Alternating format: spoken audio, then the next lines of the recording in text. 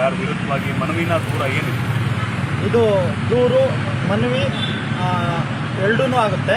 ಅಂದರೆ ನಾವು ವಿಚಾರ ಬಂದು ಡಿ ಕೆ ಶಿವಕುಮಾರ್ ಅವರ ವಿರುದ್ಧ ಅವ್ರ ಮೇಲೆ IT ಮತ್ತು ED ಕೇಸ್ ಇರೋದ್ರಿಂದ ಮುಖ್ಯಮಂತ್ರಿ ಆಗಲಿಕ್ಕೆ ಅವ್ರಿಗೆ ಪ್ರಮಾಣ ವಚನ ಸ್ವೀಕಾರ ಮಾಡಲಿಕ್ಕೆ ಅವಕಾಶ ಕೊಡಬಾರ್ದು ಅಂತ ಹೇಳಿ ಮಾನ್ಯ ರಾಜ್ಯಪಾಲರಿಗೆ ದೂರು ಕೊಟ್ಟಿದ್ದೇವೆ. ಕಾರಣ ಇಷ್ಟೇ, ಅಧಿಕಾರಿಗಳ ಮೇಲೆ ಒತ್ತಡ ಹೇರುವಂಥ ಸಂದರ್ಭ ಇತ್ತು. ಇವತ್ತೇನಾದರೂ ಅವ್ರು ಮುಖ್ಯಮಂತ್ರಿ ಆದರೆ ಅವ್ರ ಮೇಲೆ ED ಮತ್ತು IT ಏನು ಕೇಸ್ ಇದೆ ಅದು ಮುಚ್ಚೋಗುವಂಥ ಸಂಭವ ಬರುತ್ತೆ. ಅವ್ರಿಗೆ ನೋಟಿಸ್ ಕೊಟ್ಟು ಕರೆದು ವಿಚಾರಣೆ ಮಾಡೋವಂಥ ಹಂತ ಬರೋದಿಲ್ಲ. ಅದರಿಂದ ಯಾವುದೇ ಕಾರಣಕ್ಕೂ ಅವ್ರಿಗೆ ಅವಕಾಶ ಮಾಡಿಕೊಡ್ಬಾರ್ದು. ಅವ್ರು ಮುಕ್ತವಾಗಿ ಬರಲಿ.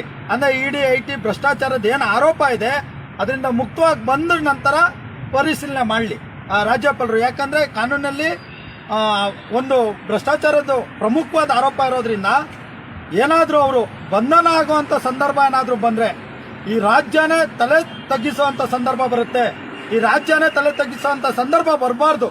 ಯಾಕಂದರೆ ಒಂದು ಪ್ರಮುಖವಾದ ಕೇಸ್ ಇದೆ. ಅದು ಈಗಾಗಲೇ ಅವರು ಜೈಲಲ್ಲಿದ್ದು ಬಂದಿರೋದ್ರಿಂದ ಮುಂದೇನು ಹೇಳಲಿಕ್ಕೆ ಬರೋದಿಲ್ಲ.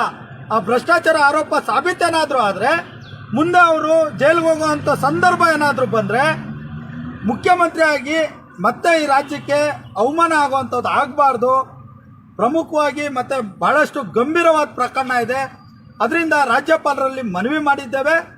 ನಾಳೆನೂ ಕೂಡ ಬರ್ತೇವೆ.